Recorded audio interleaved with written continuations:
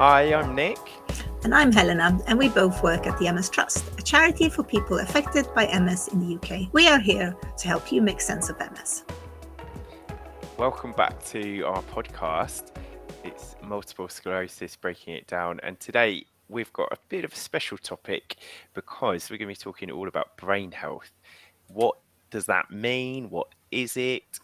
How can it impact MS? And what can we all do to improve our brain health? Right, let me start off by reading a definition of brain health from our website, if you're like me, a little bit confused about what the concept actually means. Brain health refers to the ability to remember, learn, plan, concentrate, and maintain a clear, active mind.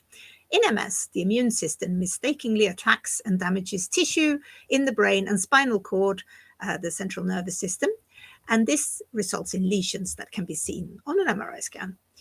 A brain can compensate for some of this damage by rerouting signals or adapting healthy areas of the brain to take on new functions. And this capacity is known as neurological reserve or brain health. And about half of people with MS will have problems with aspects of thinking at some time, perhaps their memory, attention span, or concentration. These symptoms are referred to as cognitive problems. See, I couldn't even pronounce that properly. And taking steps to maximize brain health can protect against cognitive decline and can help people to maintain a good quality of life as they get older. So it does sound like, fairly important thing to learn more about. I mean, it's really cool that the brain kind of do the whole rerouting thing. Brain reserve really seems to be a pretty good thing. Yeah, absolutely. I'm not sure I've got my brain switched on quite yet today, Helena, but I'm sure the listeners will bear with us. Yes. But how do we actually improve our brain health? We hear lots and lots of things out there about diets, supplements, exercise, things like mindfulness and meditation and journaling. Like there's so many different things out there, isn't it? It's a bit of a minefield, and if you're anything like me, it can be slightly overwhelming if you're not quite sure where to start. Yeah, I think in some ways you almost start by feeling guilty about the things that you're not doing. So it's a bit like, well, I don't know. It's just so much information overload. So in order to get some ideas about this, we contacted Dr Agne Straukiene, who is a neurologist in Torbay and South Devon. And we became aware of Agne through her brilliant podcast, which is called BeeWellWithMS, where she quite often talks about how to improve your brain health. Yeah, and Agne was so keen to share like all of her knowledge with us, all of her expertise on the subject. So without any further ado, let's jump straight into the interview. Hi, and welcome back to our podcast. We're joined by a very special guest who you might have seen online as well, host of the Be Well with MS podcast. I was wondering, could you introduce yourself for us? Hi, I'm Dr Agne Straukiene. I'm a neurologist for 14 years. I've been running MS service at Torbay and South Devon NHS Foundation Hospital for 7 years. My main focus is MS service improvement projects, and I co-developed multiple innovative digital platforms for patients and healthcare providers. Closer to my heart is the education and promotion of healthy living with multiple sclerosis. And digital tech actually helped me to promote this idea very effectively. And if you look at my entire MS patients cohort, they have fewer comorbidities in contrast to the rest of the UK. And there is a lot of energy and work involved into this process to deliver important messages. So we have established a healthy lifestyle clinics for people with MS in 2019, just before the COVID-19 pandemic hit us. And we're lucky enough to be awarded with International MS Brain Health Award in 2022. So it's fabulous and fantastic to be on this show with you, Nick. Thank you so much for the invite. And I'm very excited to provide even more information about healthy living and how to preserve the brain health living with MS. Wow, that's fantastic. That's brilliant to hear, and it's great to hear the positive impacts for the people living with MS who you're supporting as well. That's amazing. Thank you. It's my pleasure. Thinking about brain health for this episode, There's lots and lots of different aspects that people talk about, and lots of different, I guess, trends that we might see on social media and the internet around keeping your mind active, keeping things going in that respect. So we've got a few different questions. So the first one was exercise. So we often see people talking about exercise, and does that have an impact on your brain health? Well, absolutely. As exercise on its own, nobody likes to go and do exercises. It's an extra effort and something that we sort of generally are lazy to do. But the importance of the exercise is dramatic. It's enormous. The regular exercise has been shown to have a positive impact on brain health in people with MS, and including improving the cognitive function and mood and emotions. So it's really powerful. Also, getting a better neuroplasticity, which is a definition to describe a neurowiring within the brain structures that improves the connection, the performance, the memory, the cognition, and everything else that you could benefit from doing the exercise. And the importance is that you do that very regularly. The consistency is super, super important. You know, you can do little things, but if you do that every other day, it really improves your brain health. And the importance is the engagement. And I think having a connection with the healthcare providers, and in particular physiotherapists or some personal trainers, would help to find the activities that you enjoy the most, and it causes a lot of meaningful purpose in your life, and you know that you're going to stick with this program if you enjoy it. So it's really important. And I know that a lot of people say, oh, I'm so fatigued anyway, and if I exercise I get even more fatigued. So I think the problem is that if you are not careful and not pacing yourself with the exercises, really that's something that you feel the following day, and it's almost like it feels like a knock-on effect, and people start disbelieve that exercise is actually helping them. I think it's important to know that one small step at a time, and the consistency, and anything that brings you joy, that's how you benefit the most from the exercise program. And having a chat with the experts and getting some a program that is dedicated and personalized to your needs. That sounds really interesting. I like what you said about having the small step for each exercise, because I know for my partner who has MS, and for lots of people who are involved in the MS community, they will report that fatigue, and on those particularly difficult days it can seem like that extra step to take to exercise, to follow their exercise program. So I really liked what you said about taking it as a small step and just getting consistent. Try not to overdo it when you are exercising. We're not saying that people should go and run marathons every week or anything like that, but just those little steps to keep going. And what about some people who potentially will need to do their exercises seated in a wheelchair or even lying down sometimes?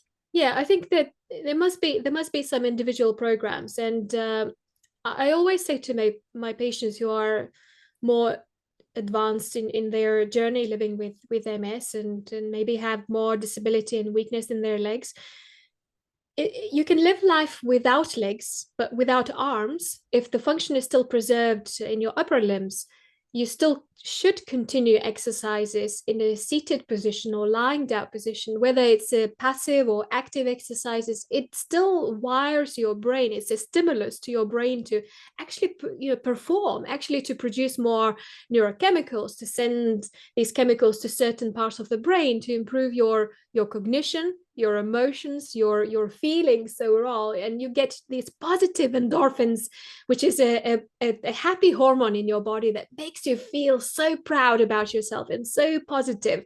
So really, it's something to go for. And exercise is just a small part of the whole well-being and healthy living. It's not just exercise, and I think it's a a combination of things, that could be classed as a healthy living. And I guess we would love to talk about this today too. Yeah, absolutely. And linked to exercise, as you were saying about healthy living, does diet have any impact on your brain health? Well, diet is a big topic in general, and loads of heated discussions in this world. So diet and nutrition plays an important role in managing MS symptoms and promoting overall health.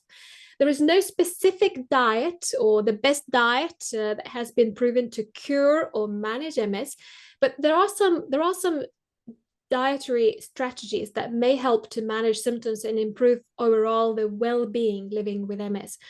And here are a couple examples. How can we help and promote with a very dense and nutritious diet? Usually we're talking about how to reduce the inflammation living with MS, because MS is purely inflammatory condition, but then it can go into neurodegenerative process once the inflammation is at its own pitch, if we could call this. There are some foods that could contribute to inflammation in the body. So it's important eating rich of anti-inflammatory foods such as fruits, vegetables, the whole grains, legumes, healthy fats that help to reduce the inflammation and improve the patient's symptoms. As well as there are loads of information about and promoting the gut health, the microbiome. Emerging research suggests that gut microbiome, the collection of the bacteria, other microorganisms in the digestive tract, may play a key role in multiple sclerosis. And eating the diet that promotes the gut health, such as one that has got high in fiber or fermented foods like yogurts, kefir, kimchi, may help to support the gut microbiome and reduce the MS symptoms. And there are some supporting brain health, certain nutrients such as omega-3 fatty acids and vitamin B, very important for brain health and can protect against the multiple brain damages. Eating diet rich of the foods like fatty fish and nuts and seeds and leafy greens, the whole grains, help to provide these nutrients. And also it's important to know that people have to feel good after they had meal. If they feel after consuming certain products that the energy is getting down, usually that happens with gluten, dairy, or sugar products. So individual choice and exploring a little bit, bringing that awareness in your body about how you actually feel after this particular mealtime, and sometimes that you may feel that your gut function, your bowel function is upset about it, consuming dairy or gluten. Like gluten is like a white bread and white pasta. If you feel like bloated and you have more gas, for example, in your guts, that's not the product that you should pursue. And if you feel like more drowsy and you want to go to bed and sleep through, that's something to do with the poor choices of your diet. And there is no one can tell me that, oh, this is the particular diet that I should pursue. No one size fits all diet for MS. Some people may find certain products that really worsens their symptoms. They get more tingle in the body, more pains and cold and hot sensations and hot flushes. So maybe the solution would be, bring that awareness and maybe have some discussion with a healthcare provider and registered dietitian who could potentially develop individualized dietary plan that meets your nutritional needs and supports overall health and well-being. So really, what you should consume on a daily basis. So really focusing on the anti-inflammatory foods, fatty fish, nuts, seeds, dark leafy greens, berries, nuts. Turmeric is an important spice that contains anti-inflammatory compound, which is curcumin. It's been used in cooking. A lot of Indian curries are made, are spiced with turmeric. Olive oil, again, it's an amazing oil that has got a type of fat called oleic acid, and it has got anti-inflammatory properties. Tomatoes, Again, it's high in lycopene, a strong antioxidant that has got anti-inflammatory properties. Green tea contains compound catechins, which have anti-inflammatory properties too. However, be careful with the green tea because it has got a lot of caffeine in it and it could overstimulate your bladder. So people may have a bit of a hyperactive bladder because of the consumption of the loads of caffeinated drinks, including green tea. So you have to make sure that you're well hydrated and you're not upsetting your guts or bladder function. So again, listening to your body and following these signs and symptoms that your body produces the way forward. Wow, that was really comprehensive, and you covered lots of different ways of making sure you get those healthy nutrients. Thank you so much. And yeah, it's really important, isn't it, as you said, to potentially, if you can, get to a dietitian if it's something that you're really struggling with, if you're finding that you are feeling quite poorly after eating certain foods, or your symptoms are worsening after eating certain foods. Thank you.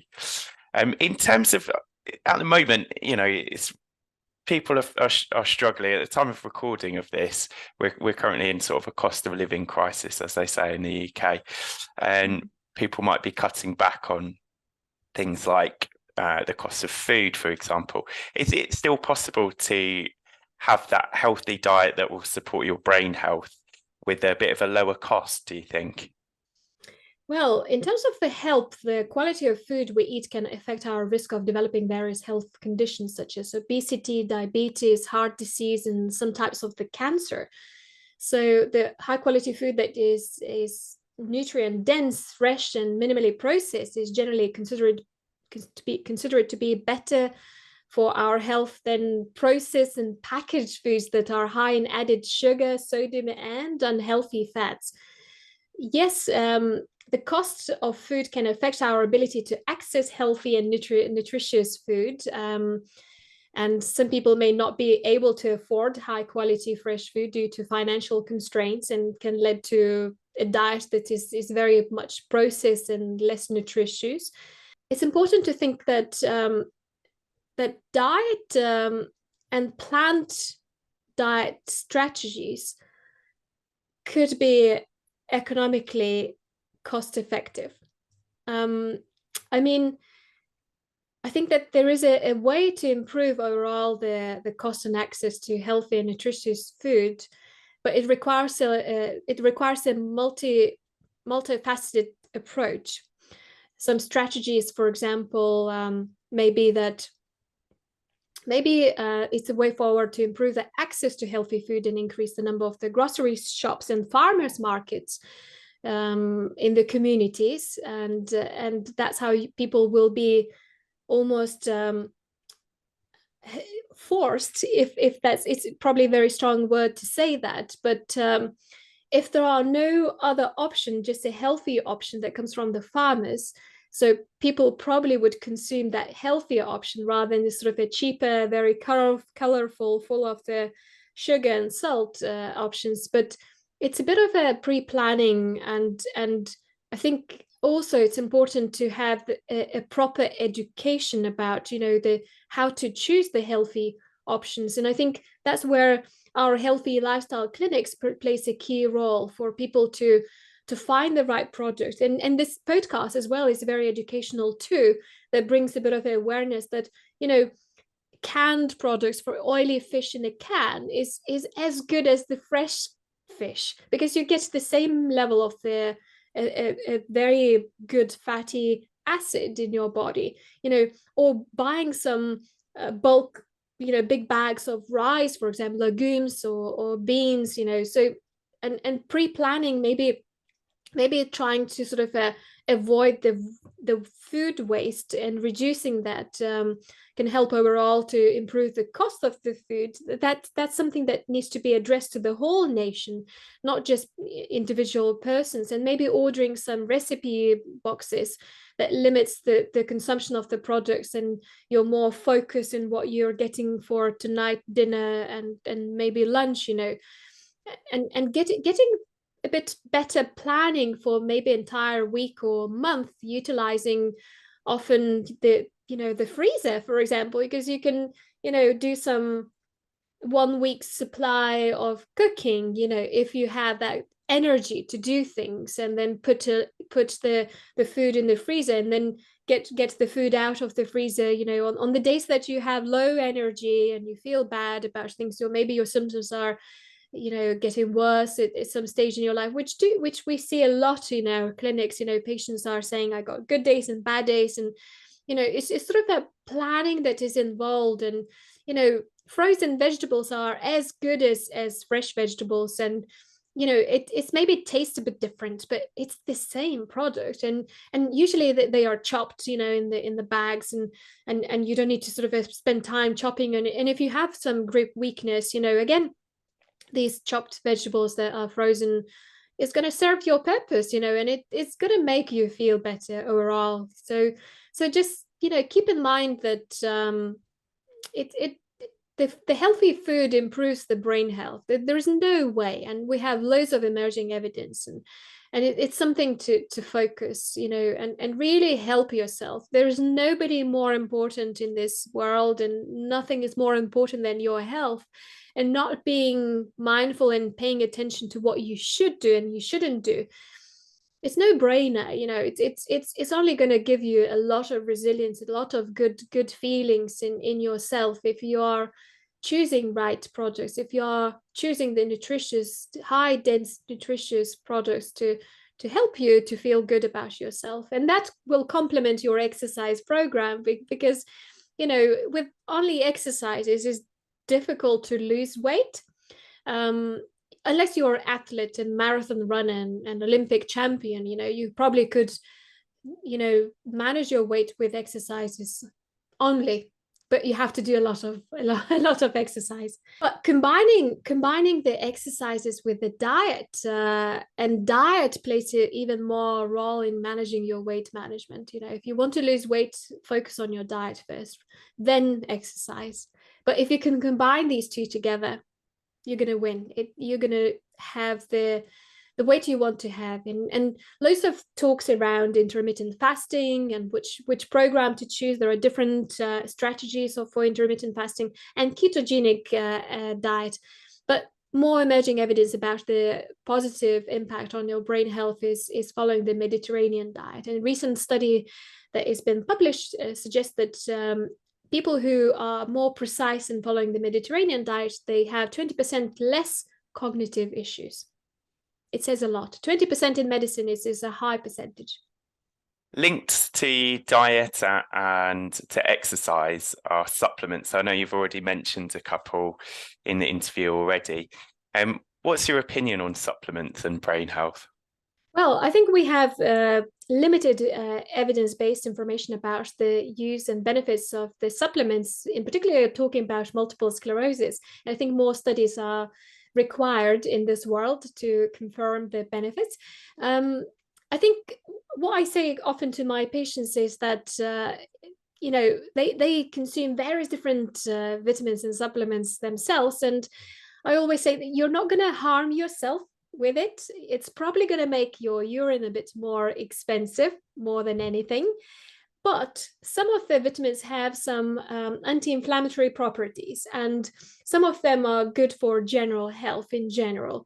So talking about the most common vitamin that people are consuming is vitamin D. And some evidence suggests that vitamin D supplementation can be very beneficial, because a lot of people with MS are vitamin D deficient. Because, we talk about the British people, it's a very dark country, not necessarily we get a lot of sunshine exposure. So that leads to people have vitamin D deficiency. A lot of people work in the offices, spend less time outdoors, and that all contributes to the, having vitamin D deficiency. So to improve the bone health, vitamin D plays a key role too. So I think some evidence from last year, ECTRIMS, in the poster session has been presented that vitamin D has got less effect on disease activity and doesn't prevent people from having a transition from clinical isolated syndrome to relapsing remitting multiple sclerosis. Some historical previous studies suggest that the there was some benefit taking vitamin D in prevention of this. So I don't know who to believe at this time moment, and I think we need a bit of more data on this topic. However, I would like to strike the importance that vitamin D is important for the absorption of the calcium from the intestines, from the guts, for maintaining adequate levels of calcium in the blood. However, the vitamin D increases the calcium absorption in the guts, and as a consequence, by increase the vitamin D level, and that could increase the calcium level in the blood. And if you have excess of the calcium level that is not properly utilized by the bones, the accumulation in the soft tissues can cause more harm. So this is where the vitamin K comes in, and vitamin K is essential for the activation of the protein called osteocalcin, which helps to incorporate the calcium into the bone matrix. So without vitamin K, osteocalcin remains inactive and cannot properly bind the calcium level. So as a consequence, you get maybe weaker bones and more calcium floating in the bloodstream. So vitamin K helps to prevent the buildup of excess of the calcium in the soft tissue. So when you purchase the vitamin D, so make sure that it has got plus vitamin K, because they work together to ensure that there is a proper calcium utilization by the bones and doesn't accumulate the calcium into the soft tissue. Now, the other vitamin that people quite often consume is called vitamin B12. Just bear in mind that multiple people choose now to be vegetarians or vegans, and vitamin B12 in particular is it's coming from soil and usually animal products. So if you're not eating meat, so this is an essential vitamin supplement for you to take, and quite often people have vitamin B deficiency already, and that contributes further to the fatigue and cognitive impairment. So taking vitamin B12 really could help to improve these symptoms. Now, a lot of people discussing around antioxidants, and one of the strongest is a vitamin form of the antioxidant is vitamin C. And it suggests that it may have anti-inflammatory effect in our bodies. And of course, more research is required, and particularly when we're talking about the MS. Alternative antioxidant that people consume is vitamin E. Some evidence suggests that vitamin E has got a neuroprotective effect. And again, very weak evidence. We still need to explore this evidence, but probably wouldn't harm you if you consume that. And I think I already covered about taking omega-3 fatty acid supplement. There are some anecdotal evidence and some emerging evidence that it may reduce the disease activity, but it's not robust data to confirm this evidence. But anecdotally, people have less disease activity if they are consuming omega-3 fatty acid. Now, omega-3 fatty acid has got a very positive effect in cardiovascular diseases. So it prevents the accumulation of the bad fat, which is cholesterol, and it's something that prevents from having an active inflammation on the vessel wall once the cholesterol plaque is created and if you develop it. Some people have a congenital cholesterolemia, which is an increased level of the cholesterol in your body. So making sure that you're still on the good diet and maybe taking some omega-3 supplementation is something to seriously consider as a prevention of the cardiovascular events. So many other vitamin supplements are around, and I can list a few of them, but not many are available in the UK and over the counter. For example, melatonin is something that people are considering taking for insomnia. Melatonin is in the USA, you can buy that over the counter without any prescription. It's like a hormone that regulates the sleep and wake cycle and helps to improve the sleep quality. And it's something that it's a natural product that is produced in our bodies anyway by the pineal gland, and it in response to the darkness. but you can take that as a synthetic product to regulate the sleep and wake cycle and improve the sleeping quality. There are some studies to suggest that it really plays a key role in insomnia, also stress and poor sleep hygiene and other health conditions. It has got some sort of an antioxidant effect in our bodies, and also modulates the level of the certain neurotransmitters, which is a neurochemical in our body, to improve that sort of a good quality of sleep. The problem with melatonin is when we buy as a supplement, we don't know what the actual concentration is in that particular supplement or tablet or capsule that comes this medicine or supplement. So just be very careful, and if you are considering consuming the melatonin, it really needs to be a low dose as a starting point, because 5 milligram or 10 milligram, if the 5 milligram is effective, so you shouldn't be consuming 10 milligram. And there is no evidence that 10 milligram can be more effective than the 5 milligram dose. Other supplements that sometimes I do recommend for patients to take in my clinics, so it's magnesium. Magnesium, in particular L-threonate, Threonate, L-threonate, is a specific form of magnesium that has been shown in some studies that have a better absorption and penetration into the brain than other forms of the magnesium. And this supplement is very, very helpful for ability to improve the nerve function, and also some evidence suggests that it can reduce the inflammation. That is powerful vitamin supplement if you have muscle spasms and some sort of problems with falling asleep. It's really powerful. However, you need to consult with your healthcare provider before starting any supplement, and in particular, let's say magnesium, because it can interact with biphosphonate, which is a medicine that is being used in osteoporosis treatment and other bone diseases. Antibiotics, certain antibiotics can have an interaction with magnesium. Other muscle relaxants, a lot of people are on baclofen and tizanidine, dantrolene, pregabalin, gabapentin. These are antispasmodic medicine and neurochemicals, so you may have an interaction, with magnesium. So some blood pressure tablets, magnesium can interact with, for example, calcium channel blockers, ACE inhibitors. So as a consequence, if you take the blood pressure tablet and magnesium on the top, it can lower further blood pressure, and you may become more dizzy and generally unwell. Other supplements to list, Valerian Root. It's a herbal supplement that people use for centuries to promote the relaxation and improve the sleep quality. It's sort of has got an extract, and it comes as a form of the capsule or tablet. It's not fully understood how it works and how it interacts with our GABA system, which is gamma aminobutyric acid system. A lot of drugs are built on this chemical. It's a neurotransmitter that reduces the neuronal excitability. So the neurons are less excited about things if you consume valerian root.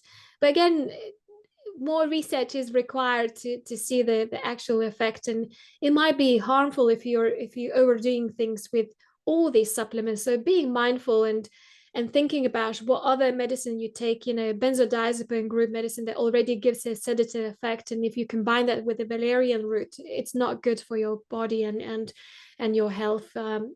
Alcohol, if you combine the valerian roots with alcohol, can increase this even further sedative effects. And loads of drugs that we prescribe in our clinics are metabolized by the liver.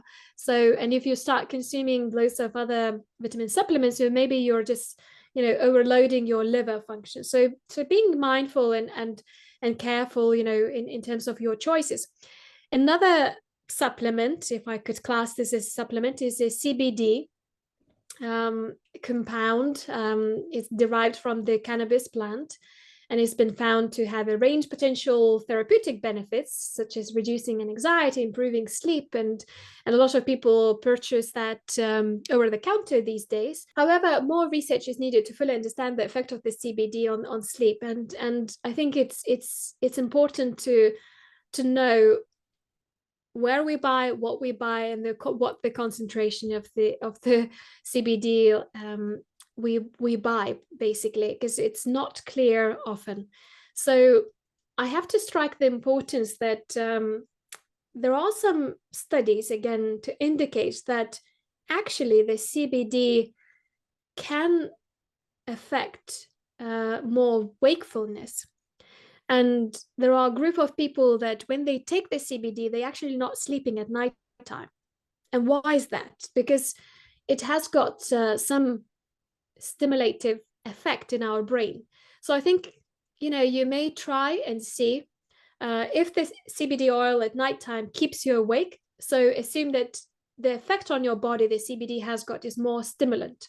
And you may consider, if you have a high level of the fatigue, you may consider taking CBD in the mornings to see whether that brings more attention, more alertness, because the effect is been documented and has been researched in the past. So really think and see how does affect your alertness and wakefulness, and whether that causes drowsiness or not, and use that for a different purpose, depending on what the effect is, in particular on your own body.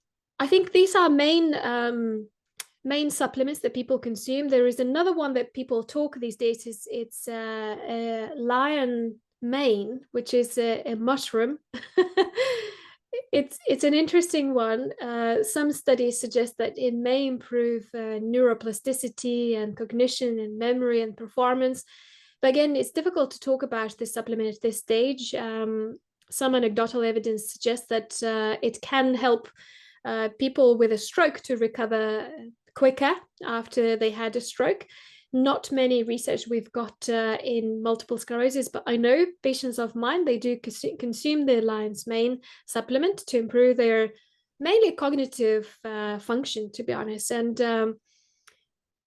it's probably not going to harm you, but you have to carefully consider where you're buying from, what effect it is on your body, and how it's all feeling, whether that gives you more nourishment, more positivity, more positive effect, or actually it brings more symptoms. Like, some of the patients of mine report that magnesium causes, or vitamin D causes, more constipation. It's not listed as a side effect, but it may cause these symptoms. So you shouldn't be consuming and continuing the vitamin supplement if it causes a lot of other extra symptoms for you.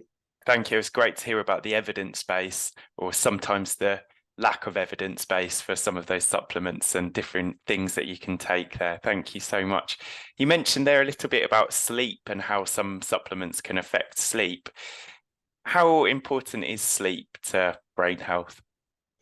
It's enormous. How much of the positivity it gives a good quality of sleep. Like, yourself, like when you wake up and you had a good night's sleep, how you feel, like what flavors, what colors it brings into your life and day routine. Really, you have more energy, less fatigue. Your cognitive function improves, your symptoms are milder, and this is what I hear very often from people, and that's hence why I mention all these supplements that improves the quality of sleep, because it's enormous essential ingredient in healthy living. It's actually part of all the pillars of the healthy living and healthy lifestyle, having a good night's sleep. There are so many studies, emerging studies, to suggest that it improves your mood, your emotions, your feelings, your physical ability. It slows down so many symptoms. They become much milder.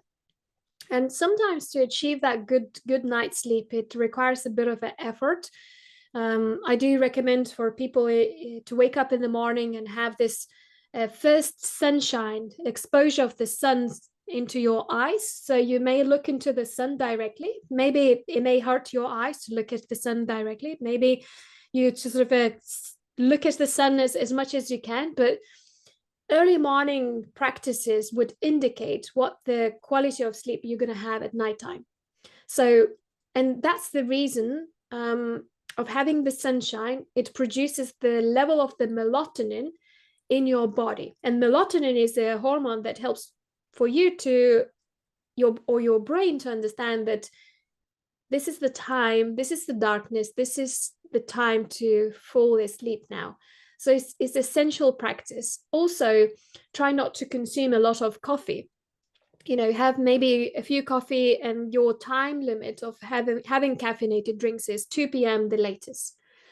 Having exercise in the morning, that's how you prepare your body that, you know, you're going to function throughout the day, and then you're going to fall asleep at nighttime. So again, it plays a key role in getting a proper sleep hygiene, depending what you do in early morning hours. And within a few hours, you know, you have a sunshine exposure, you exercise, you have your breakfast, you have coffee, and then you perform and do your daily routine and tasks, you know, and then from, let's say, 6 p.m., you dim all the lights in the house. You know, you don't need an artificial light to stimulate your brain further. And that's how you prepare your whole body for a good night's sleep. And, you know, it really has got an enormous positive effect on your just general well-being. And it's something that everyone should pursue.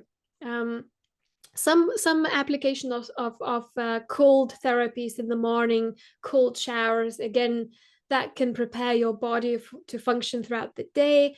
Warmer applications like sauna, hot bath, again, that prepares your body. Temperature regulation also plays a role for good quality of sleep. So when we fall asleep, our body temperature drops, and the environment that we fall asleep needs to be cooler.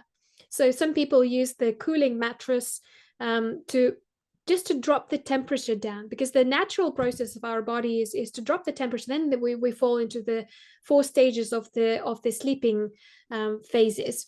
So to get ready into that, your body needs to work hard, and how to help that, you know. So it may feel awkward and odd saying, oh, sauna and hot bath, it's warm application to your body, but actually your body starts cooling process once the application of the heat is on your body surface or skin surface. So by cooling system, that exacerbates and increases the capacity to have a better sleeping quality by applying the heat, if that makes sense. So your body cooling system switches on, and that's how you prepare your body to fall asleep and have a good quality of sleep at nighttime. That's really good information, isn't it, to help everyone have that better night's sleep. In terms of learning new things and keeping the mind active, what happens as a result of that? Well, there are so many different strategies how to keep your mind active. Starting with obviously a good daily routine, you know, having good night sleep, diet, exercises, and, you know, if you do the various different mind exercises, and there are plenty of apps around, you know, to keep your brain active, to learn new things, to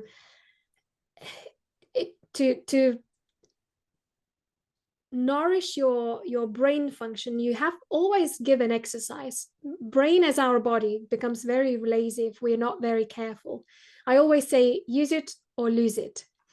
It's something that you need to incorporate in your normal daily practice, and it always going to give you a better cognitive performance. It's going to improve your quality of life. You will be up to date with everything you need to do, without maybe documenting too much. Although it's a normal practice living with MS to keep the diary of the symptoms, of the events, of tasks that you need to do. We all do. It's okay. But the more you practice, the more you use your brain, the more you occupy with maybe learning new language, maybe learning new things, maybe learning how to play the guitar if your hand function is still good. You know, anything like that will give you better cognitive function, better performance, physical symptoms improve, and fatigue reduces, and the overall quality of life is much, much better if you choose the right exercises to keep your brain active. Definitely, and linked to kind of keeping the mind active and learning new things. Mindfulness and meditation are very very widely used, not just in the MS community. But I was wondering, are there any links to your cognitive ability, to your cognition, to your brain function, your brain health from mindfulness and meditation? Well, mindfulness is something that is very close to my heart. I am Mindfulness Now teacher. I do help people to learn how to meditate, and that's part of the Healthy Lifestyle Clinic program. I strongly believe in this method. I think it has got a wide range of the positive impact on the physical and mental health of people with multiple sclerosis, leading to a wide range of the symptom management, such as fatigue, pain, cognitive impairment, and so many different meditation practices that are around. There are formal and informal meditation practices, Tai Chi and yoga, that they are movement mindfulness activities, you know. So it has got a very helpful effect in managing symptoms such as reducing stress, to start with. It's powerful tool. I can't strike how powerful this tool is to manage the depression, and in particular, the relapses of the depression.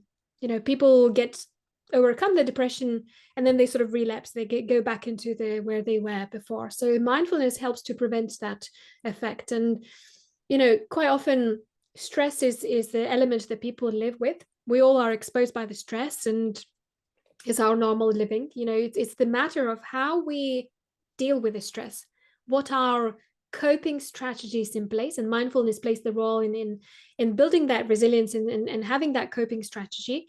It's a very common trigger for MS symptoms, and mindfulness actually helps to overcome the stress level. Can be reduced if you practice the mindfulness daily to start with for 8 weeks non-stop. That's how your brain structure changes. Your limbic organ, which is an emotional brain, shrinks over the time, and it improves also the prefrontal cortex function, which is our executive function, which is our rational brain, to say, okay, calm down, you don't need to worry about, you know. Where limbic is like our primary brain, it just flares up, and we go into this sort of dwelling function, that we sort of start producing more thoughts, more thinking, emotions then kicks in, and feelings kicks in as a consequence of it's just like a catch-22. It's a circle that you can control if you train your brain. It's like going to the gym. You train your brain by implementing mindfulness practices, and overall it improves the mental health. You know, all the you know, symptoms that are contributing to mental health, such as depression, anxiety, it improves if you're practicing the meditation and mindfulness. It enhances the cognitive function. Cognitive impairment is a very common symptom in multiple sclerosis, and is seen 50% when people present with the first clinical attack of MS. We call this clinical isolated syndrome. People already have some cognitive impairment, and if you look at the children, and some studies that suggest that people with MS historically, when they developed MS, they already struggled in the past being children and performing at school, you know. So there was some element of the cognitive impairment then, but you can enhance that function if you meditate. It's obviously increase your quality of life. Imagine if you have less stress or less responding to stress because you have a very decent coping strategies. If your depression and anxiety is lessened, automatically leads to good quality of life. And it's an amazing tool. And actually, as part of the Be Well with MS podcast, I do meditation practices, and I pre-recorded some of the guided meditation for various different clinical situations. For example, quite often very popular one is before starting disease modifying therapies, how stressful this journey is, to start injectables, to start infusions, go to the infusion units and start these biologic agents that you have no idea what the side effects is going to bring. It causes a lot of extra anxiety. And I actually help people to prepare for these injections or infusions. And if you're becoming pregnant, or you are pregnant, you also have a lot of worries, and you like, how it's going to be, like what mother you're going to be living with MS, etc., etc. So again, pre-recorded meditations are very helpful to get your mind. It's a science-based tool to improve the quality of life. And there are so many other methods, such as cognitive behavior therapies is a form of therapy that helps people identify and change unhelpful patterns of thinking and behavior. It has been found to be very effective at reducing the symptoms of depression and anxiety in people with MS. Exercise has been found to be very, very effective too, like reducing depression and anxiety, in MS. So social support, maintaining social connections, seeking support, from other, can be very, very helpful in managing your emotions, challenges, living with MS. Sharing is caring. Joining some support groups, engaging online in the communities with MS Trust. You do guys the amazing job, connecting, helping, providing, setting the challenges and campaigns, how to be the best version, living with this very debilitating, catastrophic condition. If you think from another angle, it's really harmful condition, and you need to find this ways to really look after yourself, to find the relaxation techniques, that relaxes your muscles, and some deep breathing exercises, guided imaginary, can help to reduce stress and promote more relaxation. Some cognitive rehabilitation exercises that you can achieve via neuro rehab services, where you focus more on improving cognition. Neuropsychologists, we work on the memory, attention deficits, and sleep hygiene. It's enormous how it affects in a positive way and impactful way on our mental health. And maybe consider some cold therapy, such as cold water immersion and exposure to cold air and weather, and it improves the immune system according to the emerging evidence, reduces inflammation, and increases the production of the brain-derived neurotrophic factor. So if you sit in a sauna for 15-20 minutes, you have a 20% higher level of the neurotrophic factor, which is our anti-aging factor. It's really something to consider, using all these applications. And probably a lot of people are talking about the Wim Hof Method, which is a combined cold exposure, breathing exercise, and meditation at the same time. It has been found to have a number of potential health benefits, including improving the immune system, reducing inflammation, improving the mental health. And there's no direct evidence to suggest that Wim Hof's method is specifically helpful for people with MS.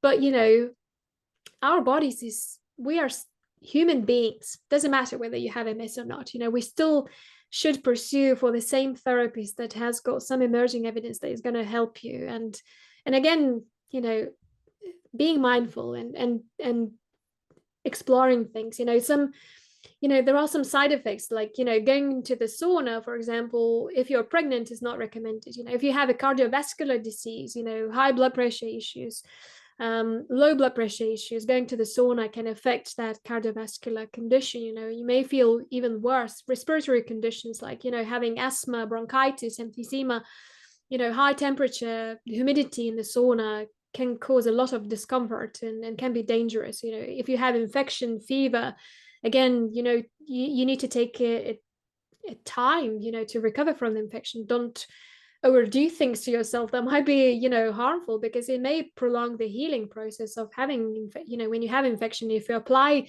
yourself with the heat and cold, probably is going to worsen your recovery rate. And be careful with the dehydration. Any exercise you do, any diet any diet that you follow, and sauna or cold applications, make sure that you are well hydrated. So you drink a lot of water throughout the day. Still water is preferable. bubble water, it causes a bit of indigestion. So just be mindful and care for your body and mind. And body and mind has got a connection. So that's something to pursue, to feel better, be yourself better. And when you're better, you will notice that your whole environment, your friends, your family, they start feeling better because you are setting that vibe, setting that sort of a whole theme and emotion, around you. It's something that is having almost a chain reaction, and then you sort of start getting more positivity from your surroundings and environment, and friends and family, and they start sharing only positive vibes too. So it's a reciprocal sharing type attitude that is always going to nourish your body and mind. Wow, amazing. Such good information, such rich information. Thank you so much. I feel like we've covered lots of different topics today. If there was just one or two things that you could say to someone with MS to maybe help with their brain health to take away from today, what would you recommend? Well, we covered a lot of things today, and I cannot strike the importance of the exercise regularly. It's been shown numerous benefits for people with MS. Physical, mood, cognitive function improves, promotes the neuroplasticity, brain ability adapts to reorganize itself to respond to the new experiences, new challenges, new stresses, reduces the inflammation, improves the immune system, and mindfulness is something to go for, and is a practice that involves your attention in the present moment without judging, without judgmental type attitude, and a lot of emerging evidence to suggest that it improves your mood, your stress and anxiety, cognitive function for people living with MS. So these are two things. Thank you so much. Again, amazing information, and I'm sure lots of people have taken so much from the interview today. So thank you so much, Agne. I was just wondering, you've mentioned a few times your podcast. If people wanted to find you online, where are the best places? Well, BeeWellWithMS is placed on the multiple well-known podcast platforms. So just use the platform that you normally use for listening to the podcast. Mainly, it's the most popular place that people find me is on the Spreaker platform or Spotify.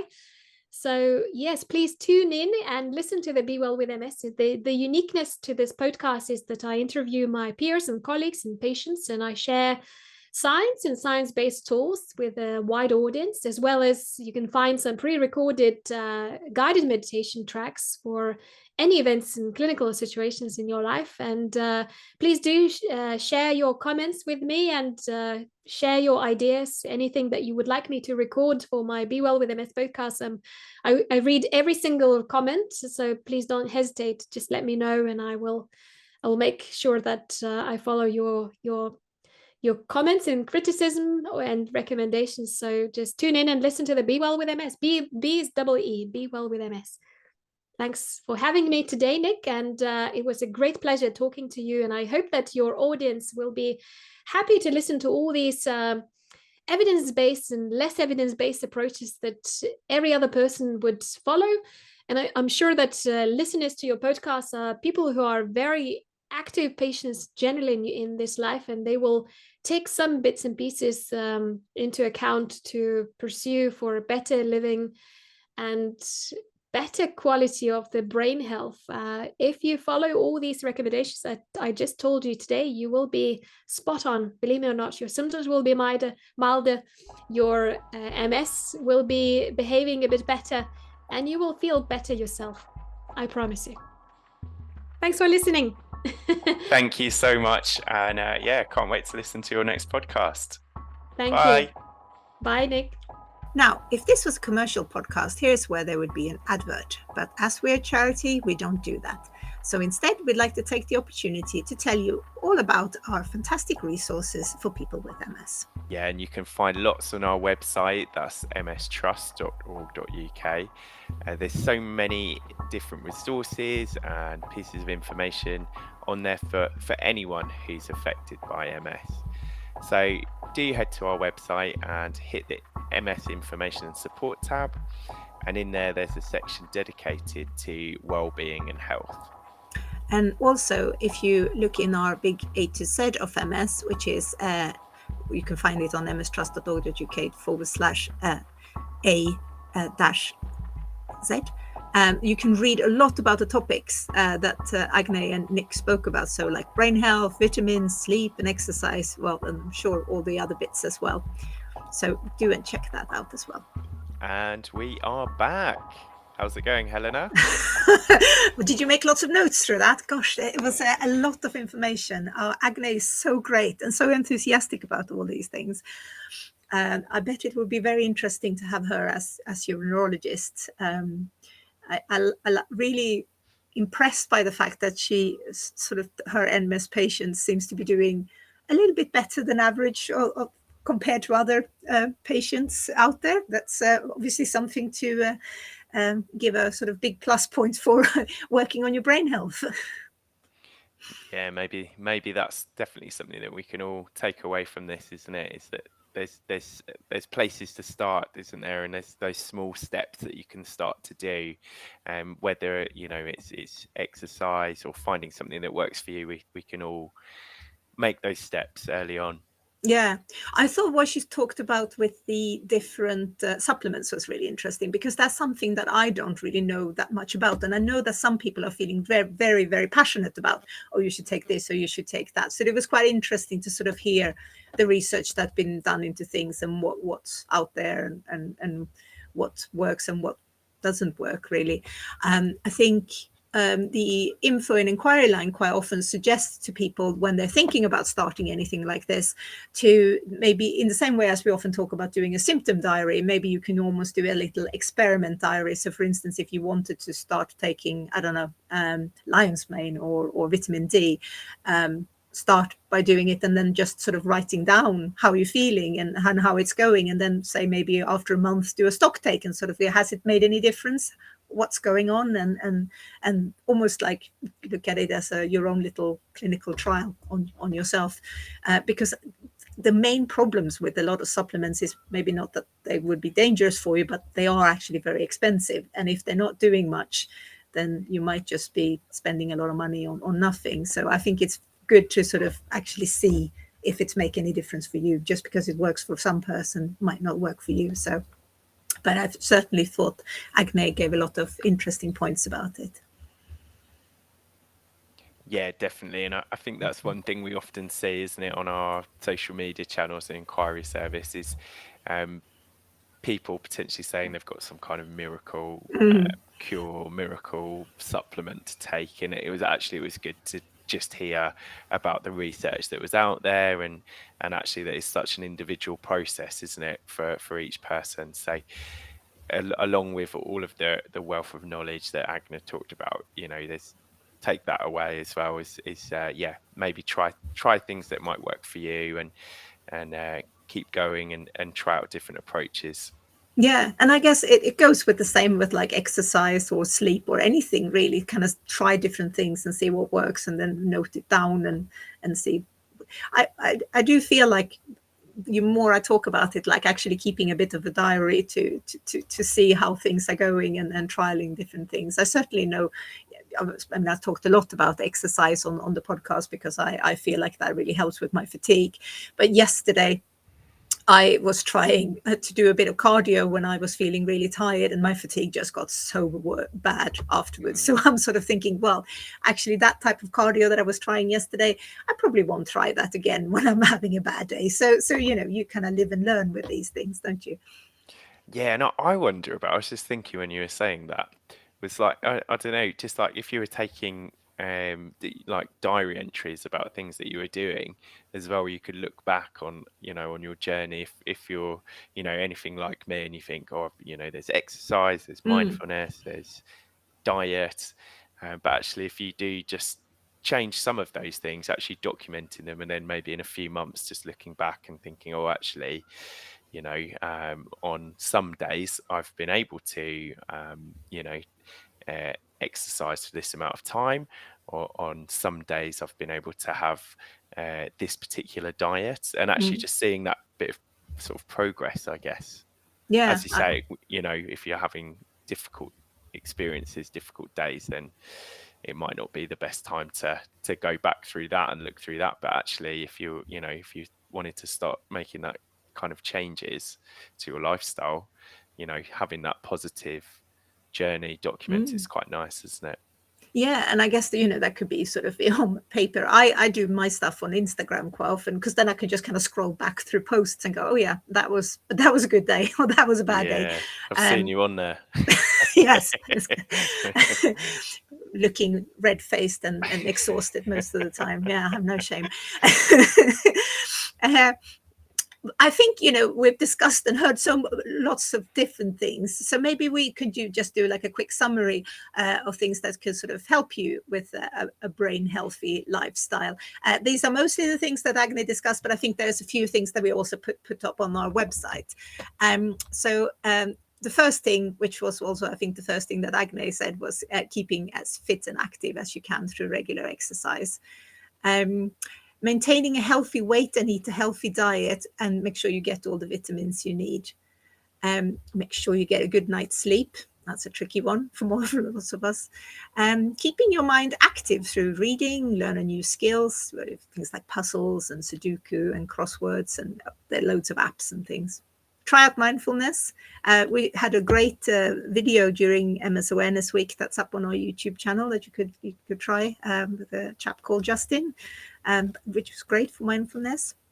Here's a big one: avoid smoking. We're going to do a podcast on this in the future.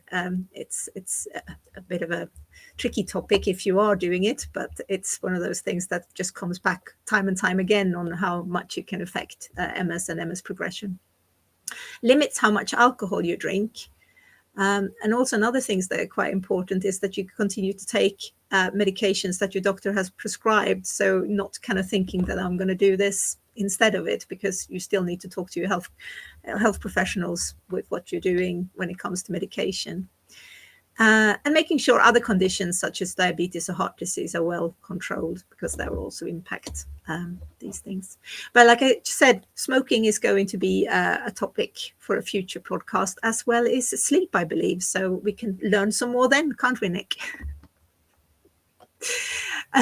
But you know what? Looking at that list, it can feel quite daunting, because I think it's important to feel that you're not pressured to do all at once, or even feel pressured or bad about how your life is currently, because you might think, oh my goodness me, I'm not doing any exercise, I'm mostly eating takeaways, I don't sleep, I smoke. You know, it's you know that shaming people into things is not a great way to get you started. So I would say, like, maybe try and pick one thing that you would like to change. I know, for instance, my sleep is really bad, and I am really bad with things like mindfulness.